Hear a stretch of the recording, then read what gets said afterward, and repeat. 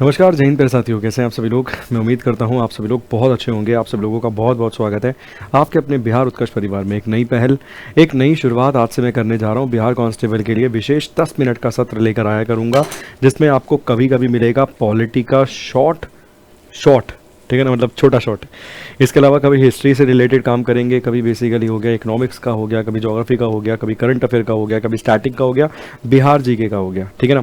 तो कोशिश क्या करूंगा कि सप्ताह में एटलीस्ट 2-3 तो आपको ऐसे मिल ही जाएं पेपर से पहले। अगर मान लीजिए 20 भी मिल गए तो बहुत फ़ायदा हो जाएगा, रिवीजन भी हो जाएगी, कुछ बेहतर प्रश्नों के साथ भी आप जुड़ जाएंगे, कुछ बेहतर प्रश्नों को भी डील कर पाएंगे। तो उसके लिए आज से ये नया सत्र जो है हम शुरू कर रहे हैं।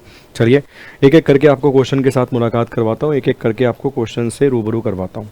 पहला सवाल है, अनुच्छेद 356 के तहत किसी राज्य के राष्ट्रपति या किसी राज्य में राष्ट्रपति शासन की अधिकतम अवधि कितनी हो सकती है। What can be the maximum period of president rule in the state under Article 356। देखिए सर, अगर आप 6 महीने इसका उत्तर देंगे तो गलत हो जाएगा, ठीक है। एक राज्य के अंदर अधिकतम जो बेसिकली लगाया जा सकता है राष्ट्रपति शासन, प्रेसिडेंट रूल, वो आपको देखने के लिए मिल जाता है कितना, वो आपको मिल जाता है देखने के लिए 3 साल, 3 ईयर्स, ठीक है। बट ऐसा करने के लिए ना एक रिटर्न रिकमेंडेशन चाहिए, मतलब बेसिकली लिखित सिफारिश चाहिए। किसकी? चुनाव आयोग। चुनाव आयोग अगर लिखित में राष्ट्रपति को ये कहता है कि भैया हम ना करा पाएंगे इस राज्य में चुनाव, चुनाव आयोग अगर राष्ट्रपति को कहता है कि हम इस राज्य में चुनाव अभी नहीं करा पाएंगे, तो ऐसी परिस्थिति में जो इमरजेंसी लगाई गई है, प्रेसिडेंट रूल जो लगाया गया है किसी स्टेट के अंदर, वो एक्सटेंड किया जा सकता है कितनी? मैक्सिमम अवधि तक, 3 साल तक, 3 ईयर्स तक इसे एक्सटेंड किया जा सकता है। प्रश्न का उत्तर क्या है? ऑप्शन नंबर ए नहीं, ऑप्शन नंबर बी नहीं, ऑप्शन नंबर सी नहीं, ऑप्शन नंबर डी इस प्रश्न का सही उत्तर है। क्लियर? सवाल का सही जवाब क्या है? Option number D. आगे है, बंगाल का प्रथम गवर्नर जनरल कौन था। देखिए बंगाल लिखा है उसने। अगर प्रश्न पूछता है बंगाल का,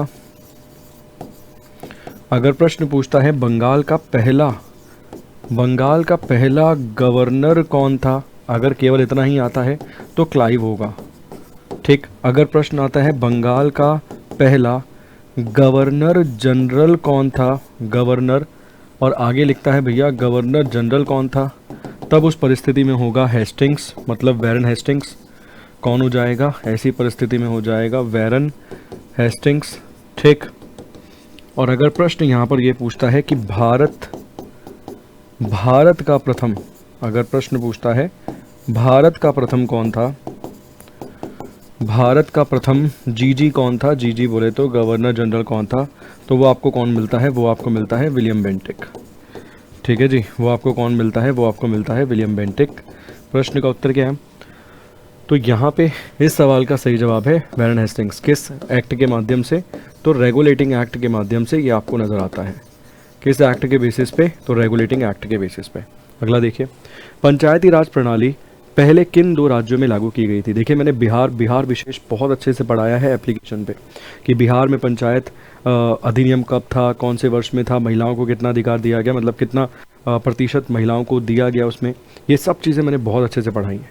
बट जो प्रश्न यहाँ पर आपकी स्क्रीन पर है उस सवाल का उत्तर है राजस्थान।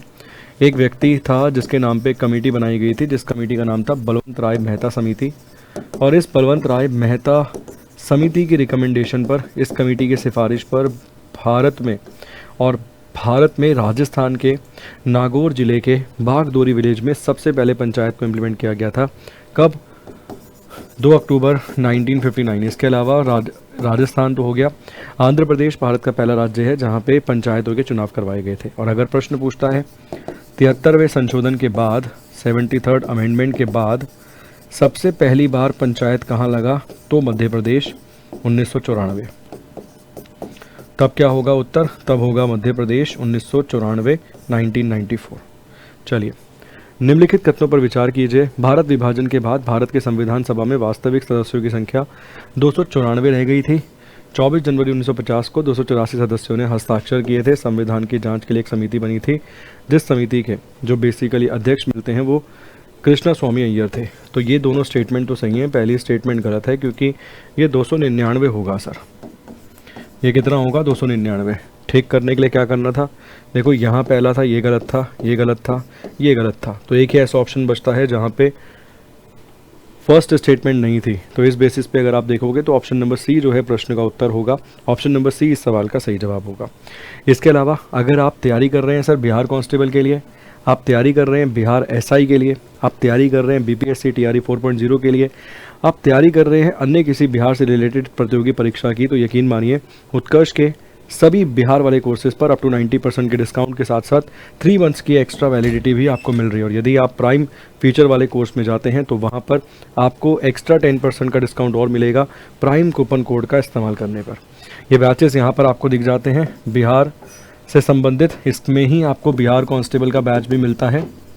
किसका? इसी में आपको बिहार कांस्टेबल का गौरव बैच भी मिलता है जो कि 279 रुपीज़ का केवल नज़र आता है, 279 रुपीज़ का वो बैच बिहार कांस्टेबल के लिए, बिहार गौरव बैच। इसके अलावा सहायक अनुवादक, इसके अलावा बिहार एसआई दरोगा 2.0 टेस्ट सीरीज़ पर भी अप टू 90% का डिस्काउंट। अगला सवाल, इसका उत्तर तो हम दे चुके हैं ऑलरेडी, इंग्लिश हिंदी दोनों ही भाषाओं में सवाल है। आगे है, भारत के संविधान के अनुसार निम्नलिखित में से कौन सा एक अधिकार आपातकाल में नहीं छीना जाता? तो ऑप्शन नंबर सी ये है आर्टिकल 21। ये आर्टिकल 21 है जो छीना नहीं जाता, और ये बात लिखी हुई है आर्टिकल 359 में। ये बात कहाँ लिखी हुई है? ये बात लिखी हुई है अनुच्छेद 359 में। 20 और 21 नंबर के जो अनुच्छेद होते हैं वो नहीं छीनते हैं आपातकाल के समय, ड्यूरिंग इमरजेंसी। आगे है sir, match the following. Match कर लीजिए सर, एक दूसरे के साथ मैच कीजिए। प्रश्न यहाँ पर ये है, देखो मैंडेमस की बात करें तो वी कमांड यहाँ पर आपको देखने के लिए मिलेगा। क्यों वारंटों की बात करें, बाय व्हाट वारंट। तो अगर ये 3 है और ये 4 है तो ऐसा ऑप्शन देखते हैं जहाँ पे 3 और 4 इस तरीके से आपको नज़र आ रहे हो। तो एक ही ऑप्शन है ये रहा, ए पे 3 और सी पे 4। ठीक है, ए पे 3 ये हो गया और सी पे 4, ऐसा एक ही ऑप्शन है, ये रहा ए पे 3 और ये रहा सी पे 4।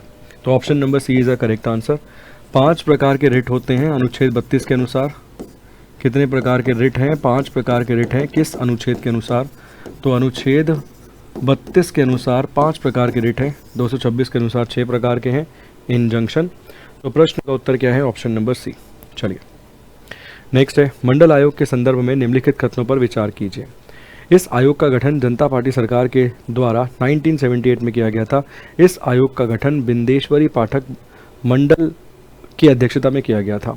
देखो इस श्रृंखला में एक आधा प्रश्न मैं आपके लिए छोड़ूंगा भी, तो ये प्रश्न मान लीजिए होमवर्क के रूप में। अगर आप बिहार एसआई के पॉइंट ऑफ व्यू से भी तैयारी कर रहे हैं ना, किसके? बिहार एसआई के पॉइंट ऑफ व्यू से भी, तो यकीन मानिए बढ़िया क्वेश्चन है। हल्का सा आपको ढूंढना पड़ेगा और सही जवाब तक आप पहुँच जाएंगे।